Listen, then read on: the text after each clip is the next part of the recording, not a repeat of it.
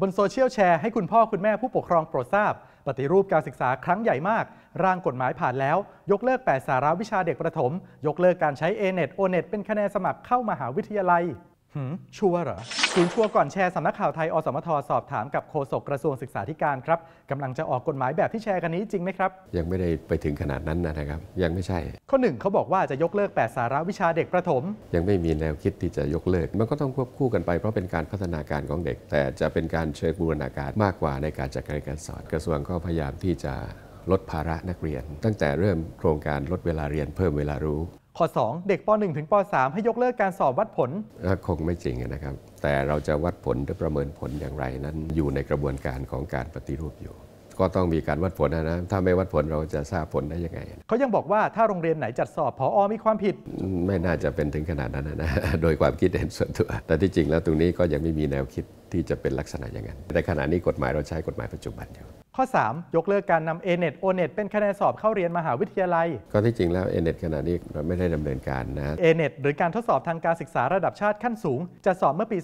2549 จนถึง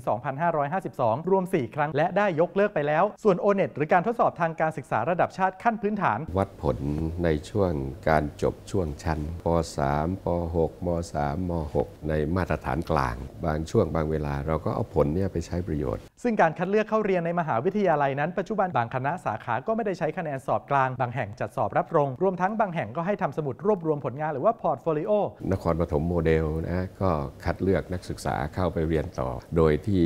เราใช้เรื่องคุณธรรมจริยธรรมพอร์ตโฟลิโอก็ทำกันอยู่นะในรายละเอียดที่จริงแล้วมันอาจจะสอดคล้องกันแต่จะให้ตัดสินว่าจะต้องยกเลิกจะต้องทำโน้นทำนี้ในขณะนี้ก็คงจะไม่ได้นะครับและในความเป็นจริงแล้วกระทรวงศึกษาก็มีการขยับปรับปรุงไปแล้วในหลายส่วนที่จริงขณะนี้มันก็ปรับในเชิงนโยบายลดภาระนักเรียนเน้นเรื่องกิจกรรมมากขึ้นเรื่องคุณธรรมจริยธรรมมากขึ้นไม่ต้องรอกฎหมายขณะเดียวกันก็ยังมีคณะกรรมการอิสระเพื่อการปฏิรูปการศึกษาอยู่ระหว่างวางแนวทางการปฏิรูปการศึกษาครั้งใหญ่ซึ่งหากท่านใดอยากให้แก้กฎหมายแบบไหนก็ติดต่อนำเสนอความคิดเห็นไปได้ครับกระทรวงเองหรือว่าหน่วยงานต่างๆที่จัดการศึกษาก็กำลังส่งข้อมูลต่างๆเหล่านี้ให้กับคณะกรรมการปฏิรูปการศึกษาอยู่แล้วนอกจากนั้นความริเริ่มร่วมมือจากครอบครัวก็สำคัญต่อการศึกษาครับผู้ปกครองเองก็มีส่วนสำคัญอย่างยิ่งที่จะให้เด็กได้เกิดการเรียนรู้ต้องช่วยกันนะครับแต่สรุปแล้วที่แชร์เรื่องกฎหมายใหม่ที่ว่านี้เป็นยังไงครับยังไม่ตรงกับข้อมูลของความเป็นจริงเพราะนั้นก็ไม่ควรจะแชร์กันต่อซึ่งจะทำให้สังคมเข้าใจคลาดเคลื่อนในเรื่องของการปฏิรูปการศึกษาการศึกษาคือรากฐานหลักเพื่อวัยเด็กแต่การเรียนรู้ตลอดชีวิตนั้นเป็นโอกาสของคนทุกวัยนะครับยังมีอีกหลายเรื่องน่าสงสัยบนสังคมออนไลน์หากได้รับอะไรมาอย่าเพิ่งแชร์ต่อร่วมตรวจสอบไปด้วยกันกับชัวร์ก่อนแชร์รู้ให้จริงศึกษาให้ท่องแท้ก่อนจะแชร์นะครับสนับสนุนโดยกองทุนพัฒนาสื่อปลอดภัยและสร้างสรรค์